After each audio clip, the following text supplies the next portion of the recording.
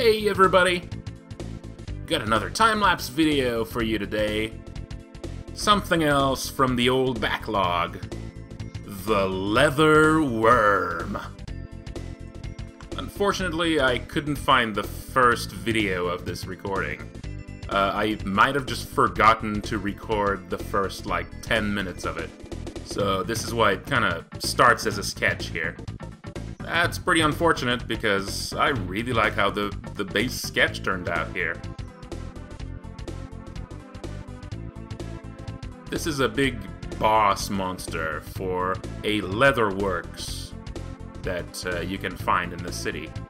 It's a big spooky house with a bunch of old animal skins hanging from the ceiling.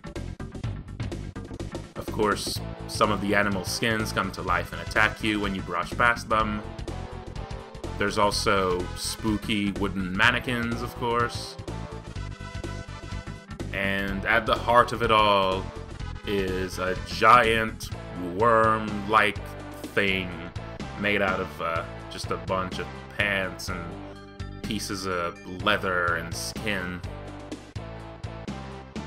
It is the mad leatherworker's masterpiece.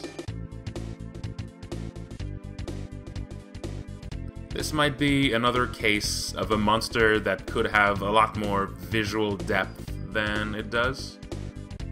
I should maybe consider tweaking the colors a little, shifting the range of tones used for the worm's tail a bit. Because right now it kind of looks as though it's up against a wall or something, instead of being sprawled over an entire room. But on really big sprites like this, of course, I should always be careful, because this is the kind of sprite that you can always just do more work on. You can always revisit them to add more detail, and you definitely hit some severely diminishing returns on all the extra hours you put in something that size. I could see myself spending 1 or 2 extra hours splitting the worm's surface into more patches, putting more faces and eyeballs and hands, so yeah, you always have to be careful when working on something that big and with that much potential for detail.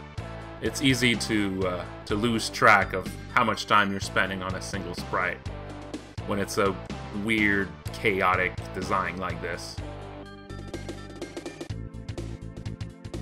I'd say this is probably one of my favorite sprites that I made for my RPG so far.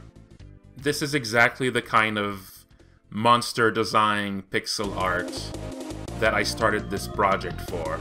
This horror RPG for.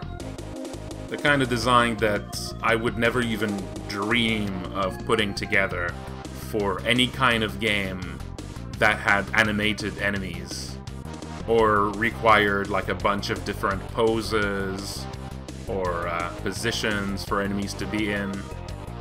This is what makes working on this kind of old school turn-based RPG so much fun.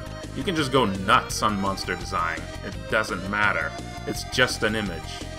If I were making something like this for Barkley 2, this would represent months and months and months of work to implement a monster that looks anything like this. I mean, even simpler monsters, way simpler monsters than this, can end up taking several days of work just because of all the animations and directions you need to draw them in. But in a game like this, I don't care. I just draw a single sprite.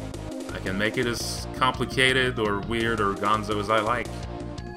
Drawing something without having to worry about it being too complex or having too many details for animation is really, really freeing when you're so used to having those limitations.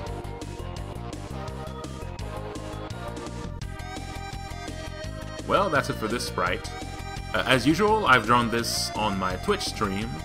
I stream almost every day at 8 PM EST, except on Mondays.